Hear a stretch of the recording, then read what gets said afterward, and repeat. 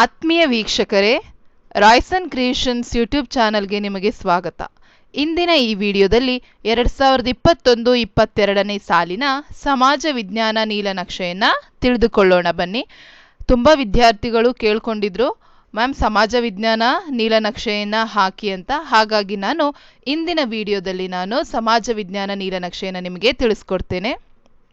So ನಿಮಗೆ ಕರ್ನಾಟಕ ಪ್ರೌಢಶಿಕ್ಷಣ ಪರೀಕ್ಷಾ ಮಂಡಳಿಯಿಂದ ಯಾವುದೇ ರೀತಿಯ ಬ್ಲೂ ಪ್ರಿಂಟನ್ನು ಅವರು ಯಾವುದೇ ವಿಷಯಕ್ಕೂ ಸಹ ಕೊಟ್ಟಿಲ್ಲ. ಆದರೆ ನಾನು ಈ ಒಂದು ಬ್ಲೂ ಪ್ರಿಂಟನ್ನು ನಿಮ್ಮ ರಾಜ್ಯ ಮಟ್ಟದ ಪ್ರಶ್ನೆ ಪತ್ರಿಕೆಯನ್ನು ತೆಗೆದುಕೊಂಡು ಅದರ ಆಧಾರದ ಮೇಲೆ ನಾನು ಈ ಬ್ಲೂ ಪ್ರಿಂಟನ್ನು ತಯಾರಿಸಿದ್ದೇನೆ. ಸೊ ಹಾಗಾಗಿ ಅದನ್ನು ನಾನು ನಿಮಗೆ ತಿಳಿಸ್ಕೊಡ್ತೇನೆ. ಯಾಕೆಂದರೆ ಯಾವ ಭಾಗದಿಂದ ಅಂದರೆ ಇತಿಹಾಸದಿಂದ, ರಾಜ್ಯಶಾಸ್ತ್ರದಿಂದ ಅಥವಾ ಸಮಾಜಶಾಸ್ತ್ರದಿಂದ ಹೀಗೆ ಅವುಗಳಿಂದ ಎಷ್ಟು ಅಂಕಕ್ಕೆ ಕೇಳಿದ್ದಾರೆ ಅದನ್ನು ನೀವು ತಿಳಿದುಕೊಂಡ್ರೆ ನೀವು ಪ್ಲ್ಯಾನ್ ಮಾಡಿಕೊಂಡು ಯಾವುದಕ್ಕೆ ಹೆಚ್ಚು ಒತ್ತು ಕೊಡಬೇಕು, ಯಾವುದನ್ನು ಹೆಚ್ಚು ಓದಬೇಕು ಅನ್ನೋದನ್ನು ನೀವು ತಿಳ್ಕೊಬೋದು. ಹಾಗಾಗಿ ಅದನ್ನು ನೀವು ತಿಳ್ಕೊಂಡು ಚೆನ್ನಾಗಿ ಪರೀಕ್ಷೆಗೆ ಸಿದ್ಧರಾದರೆ ಸೊ ಪರೀಕ್ಷೆಯಲ್ಲಿ ನೀವು ಒಳ್ಳೆಯ ಅಂಕಗಳನ್ನು ತೆಗೆಯೋದು ಸಹ ಖಂಡಿತ. ಹಾಗಾಗಿ ನಾನು ಮೊದಲನೇದಾಗಿ ನಿಮಗೆ ಅಂಕಗಳನ್ನು ಯಾವ ರೀತಿ ವಿಂಗಡಣೆ ಮಾಡಿದ್ದಾರೆ ಅದನ್ನು ನಾನು ತಿಳಿಸ್ಕೊಡ್ತೇನೆ. ಸೊ ಮೊದಲನೇದಾಗಿ ಇತಿಹಾಸಕ್ಕೆ 32 ಅಂಕಗಳು, ರಾಜ್ಯಶಾಸ್ತ್ರಕ್ಕೆ 11 ಅಂಕಗಳು, ಸಮಾಜಶಾಸ್ತ್ರಕ್ಕೆ 14 ಅಂಕಗಳು, ಭೂಗೋಳಕ್ಕೆ 25 ಅಂಕಗಳು, ಅರ್ಥಶಾಸ್ತ್ರಕ್ಕೆ 10 ಅಂಕಗಳು, ವ್ಯವಹಾರ ಅಧ್ಯಯನಕ್ಕೆ 7 ಅಂಕಗಳು. ಸೊ ಒಟ್ಟಾರೆ ಇಲ್ಲಿ ನಮಗೆ 80 ಅಂಕಕ್ಕೆ ನಾವು ಅಂಕಗಳನ್ನು ನಾವು ಗಳಿಸ್ಬೇಕು. ಸೊ ಒಟ್ಟಾರೆ ಇಲ್ಲಿ ನಮಗೆ 99 ಅಂಕ ಸಿಗ್ತಾ ಇದೆ. ಅದರಲ್ಲಿ ನಾನು ಚಾಯ್ಸನ್ನು ಕೊಟ್ಟಿರ್ತಾರೆ, ಏಕೆಂದರೆ ನೀವು ಪ್ರಶ್ನೆ ಪತ್ರಿಕೆಯನ್ನು ನೋಡಿದರೆ ಗೊತ್ತಾಗುತ್ತೆ. ಕೆಲವೊಂದು ಪ್ರಶ್ನೆಗಳಿಗೆ ನಿಮಗೆ ಆಪ್ಷನ್ಸನ್ನು ಕೊಟ್ಟಿರ್ತಾರೆ, ಇದನ್ನು ಬರಿಬೇಕು ಅಥವಾ ಅದನ್ನು, ಯಾವುದಾದ್ರು ಎರಡರಲ್ಲಿ ಒಂದನ್ನು ಆಯ್ಕೆ ಮಾಡಿ ಬರಿಬೇಕು. ಹಾಗಾಗಿ ನಾನಿಲ್ಲಿ ಒಟ್ಟಾರೆ ಯಾವ ಪಾಠದಿಂದ ಎಷ್ಟು ಕೇಳ್ತಾರೆ ಅದನ್ನೆಲ್ಲ ಒಟ್ಟಿಗೆ ಕೊಟ್ಟಿರೋದ್ರಿಂದ ನಿಮಗಿಲ್ಲಿ 99 ಅಂಕ ಸಿಗುತ್ತೆ. ಆದರೆ ನೀವು ಪರೀಕ್ಷೆಯಲ್ಲಿ ಬರೆದು ಪಾಸಾಗಬೇಕಾಗಿರೋದು ಒಟ್ಟು 80 ಅಂಕಕ್ಕೆ. ಸೊ ಹಾಗಾಗಿ ಈ ರೀತಿ ಅಂಕಗಳನ್ನು ವಿಂಗಡಣೆ ಮಾಡಿದ್ದಾರೆ. ಸೊ ಮೊದಲನೇದಾಗಿ ನಾವು ಪ್ರಶ್ನೆ ಪತ್ರಿಕೆ ಯಾವ ರೀತಿ ಇದೆ ಅನ್ನೋದನ್ನ ನೀವು ತಿಳ್ಕೊಳ್ಳಿ. ಈಗ ಅಂಕಗಳ ವಿಂಗಡಣೆ ಎಷ್ಟು ಮಾಡಿದ್ದಾರೆ ಅಂತ ನಿಮಗೆ ಗೊತ್ತಾಯ್ತು. ಈಗ ಪ್ರಶ್ನೆ ಪತ್ರಿಕೆಯಲ್ಲಿ ನಮಗೆ ಬಹು ಆಯ್ಕೆ ಪ್ರಶ್ನೆಗಳು 8 ಇರ್ತವೆ, ಅದಕ್ಕೆ 8 ಅಂಕ. 1 ಅಂಕದ ಪ್ರಶ್ನೆಗಳು 8 ಇರ್ತವೆ, ಅದಕ್ಕೂ 8 ಅಂಕ. 2 ಅಂಕದ ಪ್ರಶ್ನೆಗಳು 8 ಇರ್ತವೆ, ಅಲ್ಲಿ 16 ಅಂಕ, ಏಕೆಂದರೆ ಒಂದು ಪ್ರಶ್ನೆಗೆ 2 ಅಂಕ. 3 ಅಂಕದ ಪ್ರಶ್ನೆಗಳು 9 ಇರ್ತವೆ, ಸೊ ಹಾಗಾಗಿ 27 ಅಂಕಗಳು ಸಿಗ್ತವೆ. 4 ಅಂಕದ ಪ್ರಶ್ನೆ 4 ಇರ್ತವೆ, ಸೊ 16 ಅಂಕ. 5 ಅಂಕದ ಪ್ರಶ್ನೆಯಲ್ಲಿ ಒಂದೇ ಒಂದು ಪ್ರಶ್ನೆ ಇರುತ್ತೆ, ಅದು ನಕ್ಷೆಯನ್ನು ಬಿಡಿಸಿ, ಭಾರತದ ನಕ್ಷೆಯನ್ನು ಬಿಡಿಸ್ಬೇಕು. ನಂತರ ಅವರು ಕೊಟ್ಟಿರುವಂತಹ ಭಾಗಗಳನ್ನು ನೀವು ಗುರುತಿಸಬೇಕು. ಸೊ ಅದಕ್ಕೆ 5 ಅಂಕಗಳಿರ್ತವೆ. ಹಾಗಾಗಿ 5 ಅಂಕದ ಪ್ರಶ್ನೆ ಒಂದೇ ಒಂದಿರ್ತದೆ, 5 ಅಂಕ. ಸೊ ಒಟ್ಟಾರೆ 38 ಪ್ರಶ್ನೆಗಳು 80 ಅಂಕ ನಿಮಗೆ ಸಿಗುತ್ತೆ. ಸೊ ಈ ರೀತಿ ಪ್ರಶ್ನೆ ಪತ್ರಿಕೆ ಇರುತ್ತೆ. ಸೊ ಈಗ ನಾವು ಮೊದಲನೇದಾಗಿ ಇತಿಹಾಸಕ್ಕೆ ಎಷ್ಟು ಅಂಕಗಳನ್ನು ನೀಡಿದ್ದಾರೆ ಅದನ್ನು ನಾವು ತಿಳಿದುಕೊಳ್ಳೋಣ. ಸೊ ಮೊದಲನೇದಾಗಿ ಇತಿಹಾಸಕ್ಕೆ ಭಾರತಕ್ಕೆ ಯುರೋಪಿಯನ್ನರ ಆಗಮನ. ಸೊ ಈ ಪಾಠದಿಂದ 1 ಅಂಕಕ್ಕೆ, ಬಹು ಆಯ್ಕೆ ಪ್ರಶ್ನೆಯಲ್ಲಿ 1ಕ್ಕೆ ನಮಗೆ ಕೇಳಿದ್ರು. ಸೊ ಹಾಗಾಗಿ 1 ಅಂಕಕ್ಕೆ ಮಾತ್ರ ಈ ಪಾಠದಿಂದ ಕೇಳಿದ್ದಾರೆ. ಬ್ರಿಟಿಷ್ ಆಳ್ವಿಕೆಯ ವಿಸ್ತರಣೆ, ಇಲ್ಲೂ ಸಹ 1 ಅಂಕಕ್ಕೆ ಕೇಳಿದ್ದಾರೆ. ಬ್ರಿಟಿಷ್ ಆಳ್ವಿಕೆಯ ಪರಿಣಾಮ, ಇಲ್ಲಿ 3 ಅಂಕದ ಪ್ರಶ್ನೆ 1ನ್ನು ಕೇಳಿದ್ದಾರೆ. ಸೊ ಒಟ್ಟು 3 ಅಂಕ ಈ ಪಾಠಕ್ಕೆ ಸೀಮಿತವಾಗಿದೆ. ಕರ್ನಾಟಕದಲ್ಲಿ ಬ್ರಿಟಿಷ್ ಆಳ್ವಿಕೆಗೆ ಪ್ರತಿರೋಧಗಳು. ಸೊ ಈ ಪಾಠದಿಂದ 1 ಅಂಕಕ್ಕೆ 1 ಪ್ರಶ್ನೆ, 2 ಅಂಕಕ್ಕೆ 1 ಪ್ರಶ್ನೆ. ಸೊ ಒಟ್ಟಾರೆ 3 ಅಂಕಕ್ಕೆ ಈ ಪಾಠಗಳಿಂದ ಕೇಳಿದ್ದಾರೆ. 4ನೇದಾಗಿ ಸಾಮಾಜಿಕ ಮತ್ತು ಧಾರ್ಮಿಕ ಸುಧಾರಣಾ ಚಳುವಳಿಗಳು. ಸೊ ಈ ಪಾಠದಿಂದ ನಮಗೆ 3 ಪ್ರಶ್ನೆಗಳು, 2 ಅಂಕದ 3 ಪ್ರಶ್ನೆಗಳನ್ನು ಕೇಳಿದ್ದಾರೆ. ಸೊ ಒಟ್ಟಾರೆ 6 ಅಂಕ ನಮಗೆ ಈ ಪಾಠದಿಂದ ಬರುತ್ತೆ. ಭಾರತದ ಪ್ರಥಮ ಸ್ವಾತಂತ್ರ್ಯ ಸಂಗ್ರಾಮ 1857. ಸೊ ಈ ಪಾಠ ನಮಗೆ 3 ಅಂಕಕ್ಕೆ ಒಂದೇ ಒಂದು ಪ್ರಶ್ನೆಯನ್ನು ಕೇಳಿದ್ದಾರೆ. ಹಾಗಾಗಿ ನಮಗಿಲ್ಲಿ 3 ಅಂಕ ಸಿಗುತ್ತೆ ಈ ಪಾಠದಿಂದ. ಸ್ವಾತಂತ್ರ್ಯ ಹೋರಾಟ ಪಾಠದಿಂದ ನಮಗೆ 4 ಅಂಕದ 1 ಪ್ರಶ್ನೆಯನ್ನು ಕೇಳಿದ್ದಾರೆ. ಸೊ ಹಾಗಾಗಿ ಒಟ್ಟಾರೆ 4 ಅಂಕಗಳು. ಗಾಂಧಿ ಯುಗ ಮತ್ತು ರಾಷ್ಟ್ರೀಯ ಹೋರಾಟ, ಸೊ ಈ ಪಾಠದಿಂದ ನಮಗೆ 4 ಅಂಕದ 2 ಪ್ರಶ್ನೆಗಳನ್ನು ಕೇಳಿದ್ದಾರೆ. ಹಾಗಾಗಿ 8 ಅಂಕ ನಮಗೆ ಈ ಪಾಠದಿಂದ ಸಿಗುತ್ತೆ.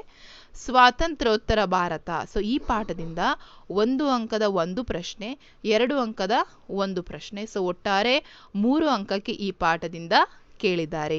ಹಾಗಾಗಿ ನಾವು ಇತಿಹಾಸಕ್ಕೆ ಸ್ವಲ್ಪ ಗಮನವನ್ನು ಹೆಚ್ಚು ಹರಿಸಿದ್ರೆ ಸುಲಭವಾಗಿ ನೀವು 32 ಅಂಕವನ್ನು ತೆಗಿಬೋದು. ಏಕೆಂದರೆ ಉಳಿದ ಭಾಗಗಳಿಗೆ ಹೋಲಿಸಿದರೆ ಇತಿಹಾಸಕ್ಕೆ ಹೆಚ್ಚು ಅಂಕಗಳನ್ನು ನೀಡಿರೋದ್ರಿಂದ ನೀವು ಸ್ವಲ್ಪ ಇತಿಹಾಸಕ್ಕೆ ಹೆಚ್ಚು ಗಮನ ಕೊಟ್ಟು, ಮತ್ತು ಇತಿಹಾಸನೂ ತುಂಬ ಈಸಿ ಓದ್ಕೊಳ್ಳಿಕ್ಕೆ ನಿಮಗೆ, ಹಾಗಾಗಿ ಹೆಚ್ಚು ಗಮನವನ್ನು ಅದಕ್ಕೆ ಹರಿಸಿದ್ರೆ ನಿಮಗೆ 32 ಅಂಕ ಸಿಗುತ್ತೆ.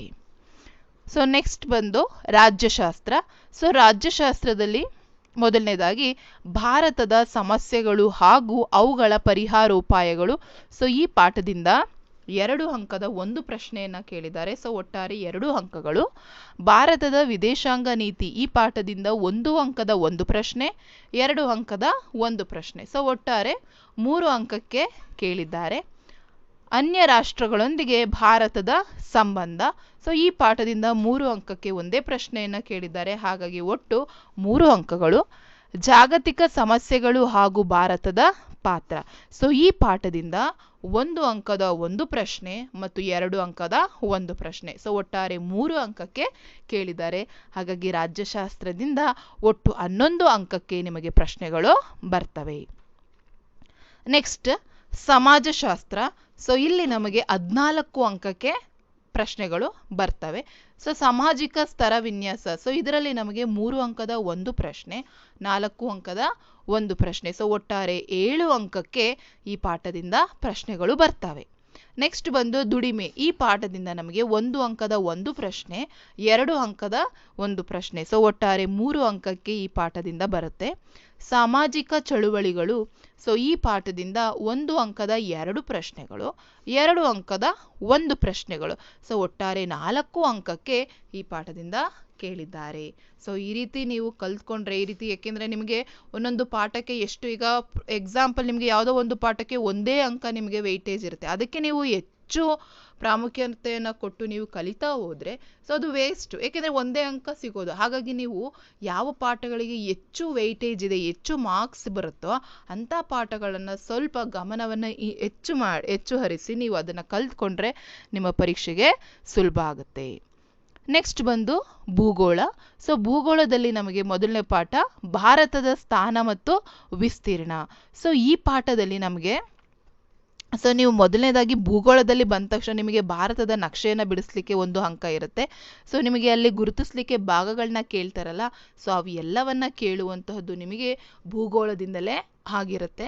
ಸೊ ಇಲ್ಲಿ ಭಾರತದ ಸ್ಥಾನ ಮತ್ತು ವಿಸ್ತೀರ್ಣದಿಂದ ನಮಗೆ ಒಂದು ಭಾಗವನ್ನು ನೀಡಿದ್ದಾರೆ ಗುರುತಿಸ್ಲಿಕ್ಕೆ, ಅದಕ್ಕೆ 1 ಅಂಕ. ಇನ್ನೊಂದು ಬಹುವಾಕ್ಯ ಪ್ರಶ್ನೆಯಲ್ಲಿ ಕೇಳಿದ್ದಾರೆ, ಅದು ಒಟ್ಟಾರೆ 2 ಅಂಕಗಳು. ಭಾರತದ ಮೇಲ್ಮೈ ಲಕ್ಷಣಗಳು, ಇದರಲ್ಲೂ ಸಹ ಒಂದು ನಮಗೆ ನಕ್ಷೆಯಲ್ಲಿ ಗುರುತಿಸ್ಲಿಕ್ಕೆ ಕೇಳಿದ್ದಾರೆ, ಹಾಗಾಗಿ 1 ಅಂಕ. ಭಾರತದ ವಾಯುಗುಣ. ಸೊ ಈ ಪಾಠದಲ್ಲಿ 2 ಅಂಕದ ಒಂದು ಪ್ರಶ್ನೆ, 3 ಅಂಕದ ಒಂದು ಪ್ರಶ್ನೆ. ಸೊ ಒಟ್ಟಾರೆ 5 ಅಂಕಕ್ಕೆ ಕೇಳಿದ್ದಾರೆ. ಭಾರತದ ಮಣ್ಣುಗಳು. ಸೊ ಈ ಪಾಠದಿಂದ ನಮಗೆ ಈ ಒಂದು ರಾಜ್ಯ ಮಟ್ಟದ ಪರೀಕ್ಷೆಯಲ್ಲಿ ಯಾವುದೇ ಪ್ರಶ್ನೆಗಳು ಕೇಳಿಲ್ಲ, ಹಾಗಂತ ನಿಮಗೆ ವಾರ್ಷಿಕ ಪರೀಕ್ಷೆಯಲ್ಲಿ ಕೇಳೋದಿಲ್ಲ ಅಂತ ಅಲ್ಲ, ಮೌಲ್ಯಮಾಪನಕ್ಕೆ ಇರೋದ್ರಿಂದ ಸೊ ನೀವು ಈ ಪಾಠವನ್ನ ಓದಲೇಬೇಕಾಗುತ್ತೆ. ಭಾರತದ ಅರಣ್ಯ ಸಂಪತ್ತು. ಸೊ ಈ ಪಾಠದಿಂದ ನಮಗೆ 1 ಅಂಕದ ಪ್ರಶ್ನೆ ಕೇಳಿದ್ದಾರೆ, ಸೊ 1 ಅಂಕಕ್ಕೆ. ಭಾರತದ ಜಲಸಂಪನ್ಮೂಲಗಳು. ಸೊ ಇದರಿಂದಲೂ ಸಹ ನಮಗೆ ಒಂದು ನಕ್ಷೆಯಲ್ಲಿ ಗುರುತಿಸ್ಲಿಕ್ಕೆ ಕೇಳಿದ್ದಾರೆ, ಹಾಗಾಗಿ 1 ಅಂಕ. ಭಾರತದ ಭೂ ಸಂಪನ್ಮೂಲಗಳು, ಇದರಿಂದ 4 ಅಂಕದ ಒಂದು ಪ್ರಶ್ನೆ, ಮತ್ತೆ 1 ಅಂಕಕ್ಕೆ ನಕ್ಷೆಯಲ್ಲಿ ಗುರುತಿಸ್ಲಿಕ್ಕೆ ಕೇಳಿದ್ದಾರೆ, ಹಾಗಾಗಿ ಒಟ್ಟು 5 ಅಂಕ. ಭಾರತದ ಸಾರಿಗೆ ಮತ್ತು ಸಂಪರ್ಕ. ಇದರಲ್ಲಿ ನಮಗೆ 1 ಅಂಕದ 2 ಪ್ರಶ್ನೆಗಳು ಮತ್ತು 3 ಅಂಕದ ಒಂದು ಪ್ರಶ್ನೆಗಳು. ಸೊ ಒಟ್ಟಾರೆ 5 ಅಂಕ. ಭಾರತದ ಕೈಗಾರಿಕೆಗಳು ಪಾಠದಿಂದ 3 ಅಂಕದ ಒಂದೇ ಪ್ರಶ್ನೆ, ಸೊ ಒಟ್ಟಾರೆ 3 ಅಂಕಗಳು. ಭಾರತದ ನೈಸರ್ಗಿಕ ವಿಪತ್ತು. ಈ ಪಾಠದಿಂದ 2 ಅಂಕದ ಒಂದು ಪ್ರಶ್ನೆ, ಸೊ ಒಟ್ಟು 2 ಅಂಕಗಳು. ಸೊ ಒಟ್ಟಾರೆ ಭೂಗೋಳದಿಂದ ನಮಗೆ 25 ಅಂಕಗಳಿಗೆ ಕೇಳಿದ್ದಾರೆ. ನೆಕ್ಸ್ಟ್ ಅರ್ಥಶಾಸ್ತ್ರ. ಸೊ ಅರ್ಥಶಾಸ್ತ್ರದಲ್ಲಿ ನಮಗೆ 3 ಪಾಠಗಳು ಮಾತ್ರ ಇರುವಂಥದ್ದು. ಅಭಿವೃದ್ಧಿ ಪಾಠದಿಂದ 1 ಅಂಕದ ಒಂದು ಪ್ರಶ್ನೆ, 2 ಅಂಕದ ಒಂದು ಪ್ರಶ್ನೆ. ಸೊ ಒಟ್ಟಾರೆ 3 ಅಂಕಕ್ಕೆ ಕೇಳಿದ್ದಾರೆ. ಗ್ರಾಮೀಣ ಅಭಿವೃದ್ಧಿ ಪಾಠದಿಂದ 1 ಅಂಕದ ಒಂದು ಪ್ರಶ್ನೆ, 3 ಅಂಕದ ಒಂದು ಪ್ರಶ್ನೆ. ಸೊ ಒಟ್ಟಾರೆ 4 ಅಂಕಕ್ಕೆ ಕೇಳಿದ್ದಾರೆ. ಹಣ ಮತ್ತು ಸಾಲ ಪಾಠದಿಂದ 1 ಅಂಕದ ಒಂದು ಪ್ರಶ್ನೆ, 2 ಅಂಕದ ಒಂದು ಪ್ರಶ್ನೆ. ಸೊ ಒಟ್ಟಾರೆ 3 ಅಂಕಕ್ಕೆ ಕೇಳಿದ್ದಾರೆ. ಸೊ ಒಟ್ಟು 10 ಅಂಕಕ್ಕೆ ಅರ್ಥಶಾಸ್ತ್ರದಿಂದ ಕೇಳಿದ್ದಾರೆ. ನೆಕ್ಸ್ಟ್ ಬರುವಂತಹದ್ದು ವ್ಯವಹಾರ ಅಧ್ಯಯನ. ಸೊ ಇಲ್ಲಿ ನಮಗೆ ಬ್ಯಾಂಕುಗಳ ವ್ಯವಹಾರಗಳಿಗೆ 3 ಅಂಕದ ಒಂದು ಪ್ರಶ್ನೆಯನ್ನು ಕೇಳಿದ್ದಾರೆ. ಉದ್ಯಮ ಕೈಗಾರಿಕೆಗೆ 3 ಅಂಕದ ಒಂದು ಪ್ರಶ್ನೆ ಕೇಳಿದ್ದಾರೆ.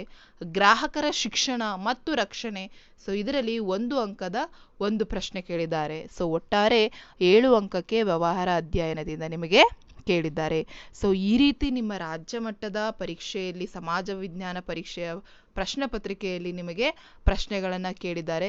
ಸೊ ಹಾಗಾಗಿ ನೀವು ಇದನ್ನ ಹೆಚ್ಚು ಗಮನ ಕೊಟ್ಟು ಓದ್ಕೊಳ್ಳಿ. ಏಕೆಂದರೆ ಇದರ 60-70% ಸಿಮಿಲಾರಿಟಿ ನಿಮ್ಮಲ್ಲಿ ಏನಿರುತ್ತೆ ವಾರ್ಷಿಕ ಪರೀಕ್ಷೆಗೆ ಇರುತ್ತೆ. ಎಲ್ಲೋ ಕೆಲವು 1-2 ಪ್ರಶ್ನೆಗಳಲ್ಲಿ ಅಂಕಗಳ ವ್ಯತ್ಯಾಸ ಇರುತ್ತೆ ಹೊರತು. ಸೊ ನಿಮಗೆ ಇತಿಹಾಸಕ್ಕೆ ಎಷ್ಟು ಕೇಳಿದ್ದಾರೆ, ಸಮಾಜಶಾಸ್ತ್ರಕ್ಕೆ, ಭೂಗೋಳಕ್ಕೆ, ಅರ್ಥಶಾಸ್ತ್ರಕ್ಕೆ ಮತ್ತು ವ್ಯವಹಾರ ಅಧ್ಯಯನಕ್ಕೆ ಎಷ್ಟು ಅಂಕಗಳ ಕೇಳಿದಾರೋ ಸೊ ಅಷ್ಟೇ ಅಂಕಗಳಿಗೆ ಕೇಳ್ತಾರೆ. ಸೊ ಹಾಗಾಗಿ ನಿಮಗೆ ಯಾವುದಕ್ಕೆ ಹೆಚ್ಚು ಗಮನವನ್ನು ಕೊಡಬೇಕು ಅದನ್ನು ನೀವು ಗೊತ್ತಾಗುತ್ತೆ. ಈಗ ಪಾಠಗಳಿಗೆ ಯಾವ್ಯಾವ ಎಷ್ಟು ಮಾರ್ಕ್ಸನ್ನು ಕೇಳಿದ್ದಾರೆ, ಈಗ ನೀವು ಇತಿಹಾಸ ಮತ್ತು ಭೂಗೋಳಕ್ಕೆ ಹೆಚ್ಚು ಒತ್ತನ್ನು ನೀಡಿದರೆ ಈಸಿಯಾಗಿ ಅಂಕಗಳನ್ನು ಗಳಿಸ್ಬೋದು.